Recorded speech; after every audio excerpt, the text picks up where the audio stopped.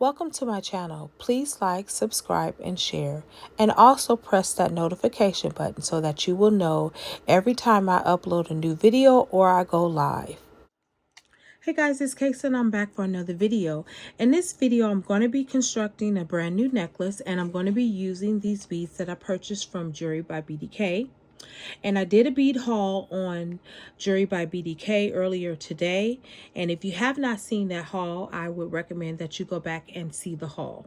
Now, what I'm going to do is use these beads and incorporate them with all of these beads here. I'm not going to, of course, use all of the beads, but I am going to be using most of the beads. And we'll see which ones I'm going to be using. I'm going to use it with this beautiful pendant right here. This is a ceramic pendant. I really like this pendant. And I'm going to be adding all the various shapes and sizes and textures of beads together. All right, so I'm going to start off by unraveling and taking some of this 16 gauge wire. I'm going to cut it. And I did make it long enough so I have enough room to play around, mess up a little bit, and all those great things, right? All right, so now I'm adding the pendant and I'm holding the pendant up right now, and I'm just going to give it a little bit of squeeze in the middle, as you can see. Give it a little bit of texture. I am going to start adding on these wood chip beads right here because I want to close up the gap a little bit in between the pendant and the wire. And also because I like the embellished look that it gives. So, let's roll on, okay? And I'm sorry if my camera is shaking a little bit because I am moving around. All right. I like that. We're starting off with something really, really cute. I am going to add a couple of more of the wood beads in between because, again, I wanted to have a more fuller look than what it has, okay? And these particular wood beads are irregular, so they're not going to be the same size. So it may look a bit off because they are off because they're irregular. All right, and those are beads that I like to work with too because they actually make the necklace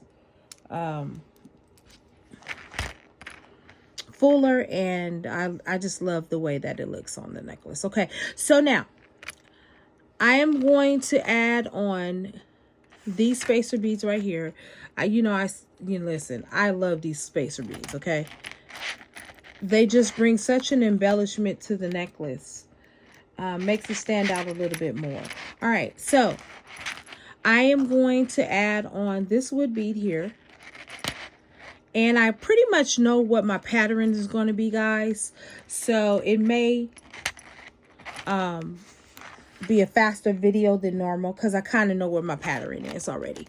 Okay, so I'm going to go ahead and add this irregular wood bead on top of there.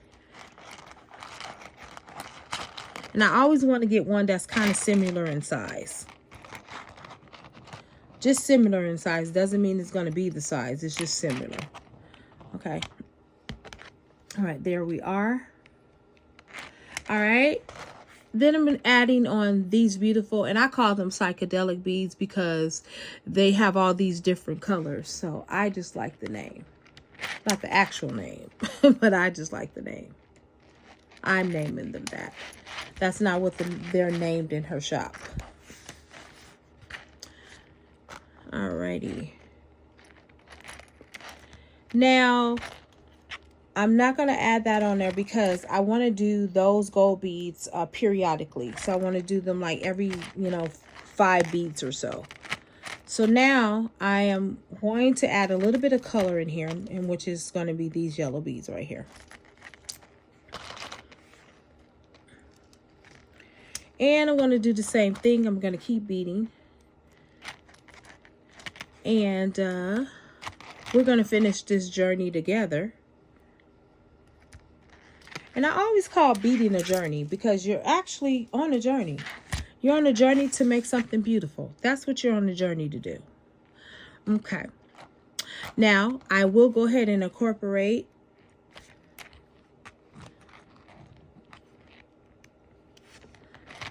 those gold spacer beads. Then I'm going to add in another one of these. And as I'm doing this, guys, I want to go ahead and thank all of my new subscribers, my returning subscribers. You guys are simply amazing. Thank you so much for the feedback, the beautiful comments that you've left me.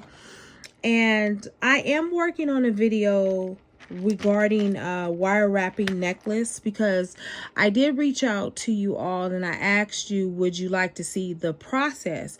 And I asked that question because the process is a bit long. It's about 45 minutes to an hour. And so that's why I was asking, did you guys really want to see the process of how it's done? Because I know a lot of us, we like to, you know, hurry up through the video. We want to get to the end. If you're like me, I like to get to the end. And I want to see what the necklace looks like at the end. So that's why I asked the question, were you interested in seeing the process of it all? And a couple of you reached out and said, yes, you would love to see the process. So I'm going to be working on that video, and I'm going to see what I can do to kind of shorten the video a little bit, because I want you guys to really enjoy the video, you know, without, you know, feeling like, oh, can we just get to the end already? And so I'm trying to work on the best way to deliver that video for you. Okay. Now I'm going to add those beads in right here. And then I'm going to take,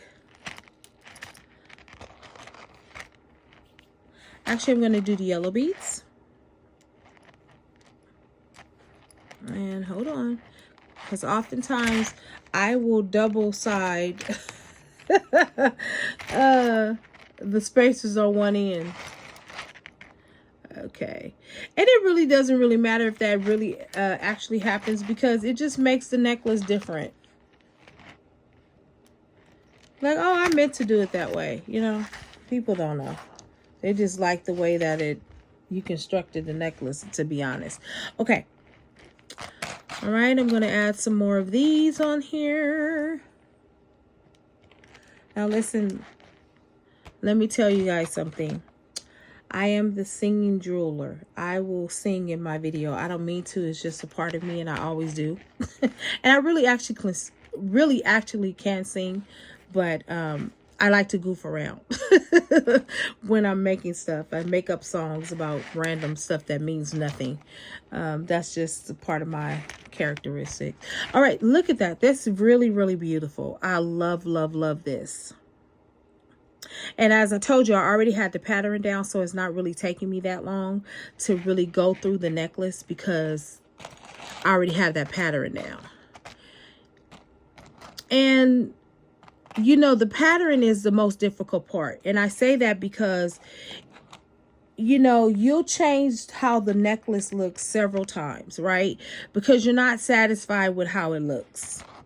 And normally, once you get the pattern and you're committed to that pattern, that's when you start beating really, really, really quickly, because you're in that rhythm and you got it down. And it's like, I don't have to think about this anymore. I've already got the pattern. I know what I want. And, you know, here we go. Okay. So now on this one, I'm going to add the bead on top instead at the bottom, because I want to be a little bit different. Okay. So now I am going to add some more of these beautiful psychedelic beads on here, because I like them. And I love how, they bring out the other colors. They really bring out the other colors, in my opinion. In my honest opinion, they bring out the other colors. Now I'm going to decide if I want to add on a couple of more beads, or do I want to stop here. And I'm just going to see how it fits around my neck, and I can determine that. Okay. All right. Sometimes I make these about 24 inches. Sometimes I make them 22. It all depends on what style I'm going for at that moment. All right, so what I am going to do is, let's see what I'm going to do. I need to think about that.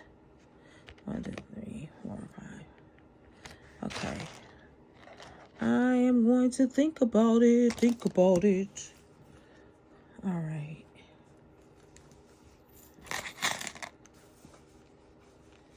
And then as I'm thinking about what I'm going to do with, if I'm adding another bead on and which bead I'm adding on, I'm going to be looking for a closer bead. And a closer bead is simply a bead that is a smaller bead that you use to close it out, because these holes are rather large. And what you don't want is your necklace coming apart. Although it won't, if you do it properly, it won't come apart. It really won't. Okay. So what I'm doing down at the bottom, I'm just making sure everything is bent in the way that I like it to be, because I want it to lay a particular way. Okay. All right. And so these are just the finishing touches that I do on the necklace. So now I'm going to go after that finishing bead, the closer bead, as I was telling you before. I call it closer. That may not be the proper name for it, but that's my name for it, right? Yeah, that's my name for it. So I'm going to call it a closer bead. How about that? Okay, I want to make sure the closer beads are the same color, and I got that. Now, the closer bead does not necessarily have to match, just to let you know. It doesn't have to match. I try to get close of a match as I can, only because I like symmetry. And these beads right here that I'm adding on there, they will actually go quite well with that. So now I am going to finish off this necklace simply by creating a loop. Okay. We're going to do this side first. And I always do one side first. Now here, I'm actually going to take this back up because it's too low. So I'm going to straighten that back out. All right. I'm going to take it up a little bit higher because I want a little bit of length to this. And sometimes you're going to do that, you know, with your necklaces when you're ending them. And that's why I always leave one side undone until I'm actually satisfied with how I am finishing off the one side of it. And everybody has their different ways of closing off their necklace and, you know, finishing it off, rather, I should say, not closing it off. Well, you can say close, you can say both. Mean the same thing. All right, so I'm doing the same thing on this side. I'm forming that loop. The loop can be as big as you want it to be. You do not have to have a small loop. You do not have to have a big loop. You can have that loop the size that you want it to be. It could be a medium size or it could be over exaggerated. It all depends on how you want to end your necklace. Okay, so now I am done with that side, but I'm still going to leave it unfinished because I'm going to pull this side and get a little more leverage on this side so I can complete it.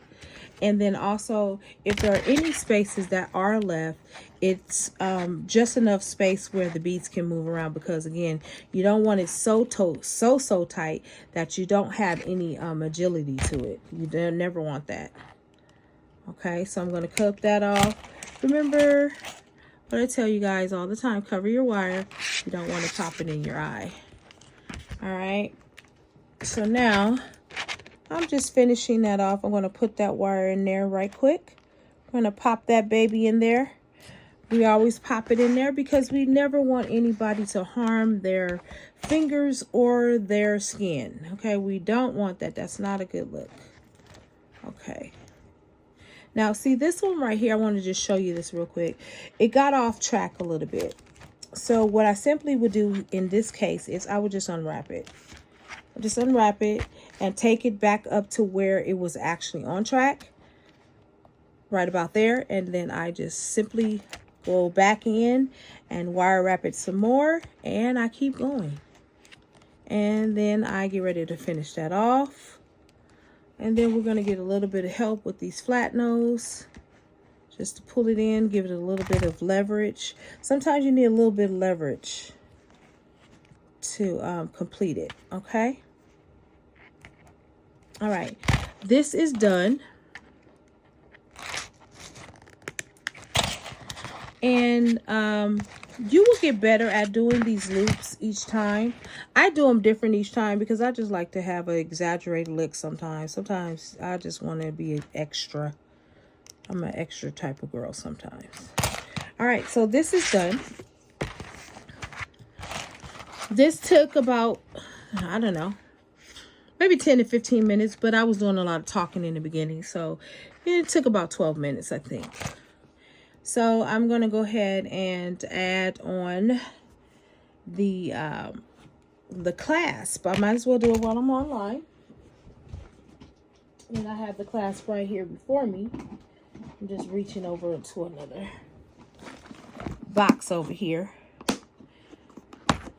And I probably should have had it ready already, but hey, you know what? It's a video, and so things are not always perfect.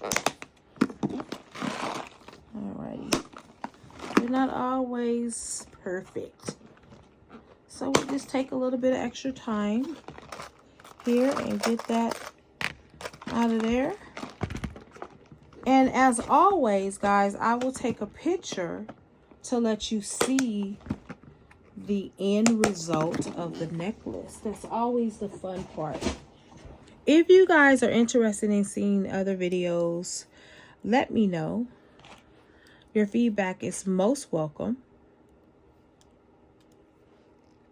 This is a learning channel, and I'm here to teach as well as learn, because as I'm teaching, I'm learning too. That's the wonderful thing about it. I want to say that you always need to study your craft. I don't care how good you get at something, there's always something that you can do to improve it more. And I'm a person of excellence. I like to continue to